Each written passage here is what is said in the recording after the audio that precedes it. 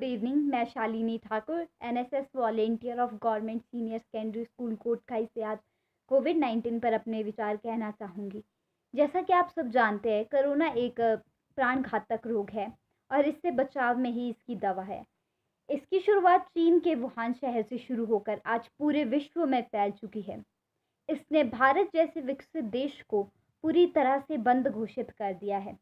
और इतना ही नहीं, इसकी शुरुआत केवल जुखाम, सर दर्द आदि रोग तकलीफ़ों से होती है और बाद में यह एक इतना विकराल रूप ले लेती है कि इससे मृत्यु तक हो जाती है। अब आप यह सोच रहे होंगे कि कोरोना वायरस है क्या?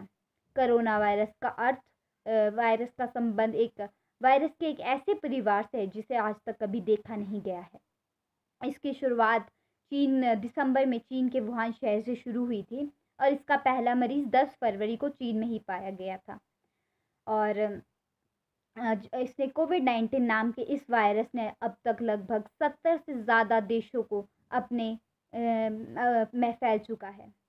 अब आप यह सोच रहे होंगे कि इसके मुख्य लक्षण क्या है? तो डब्ल्यूएचओ के अनुसार इसके मुख्य लक्षण बुखार, सर दर्द, मांसपेशियों में जकड़न, सांस लेने में तकलीफ, पसीने आदि, इसके शरीर में थकान आदि इसके मुख्य लक्षण हैं।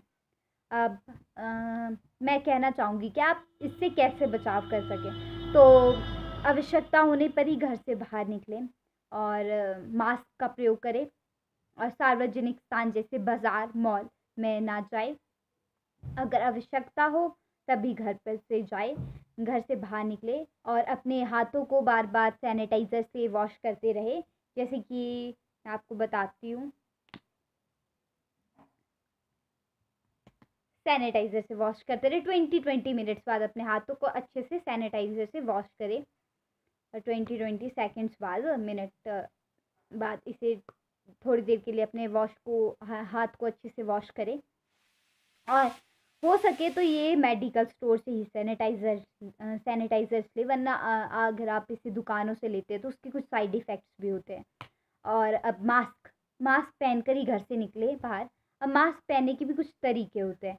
जैसे मास्क पहनते हैं तो ये जो इसके कभी भी इसे इस पार्ट को हाथ से टच ना करें। अगर आप इसे टच कर लेते हैं तो इसे अपने हाथों को सैनिटाइज़र से साफ़ कर लें और उसके बाद इसे ऐसे लगाना चाहिए। इसे ऐसे लगाना चाहिए कि हमारा मास्क मतलब हमारा नाक, मुँह पूरी तरह से ढक जाए। और जब इसे निकालें तो इस इलास्टिक वगैरह से पकड़ कर ही निकालें। इसे आगे इसके हाथ ना लगाएं और इसे बार-बार कुछ दिनों बाद चेंज करते रहें।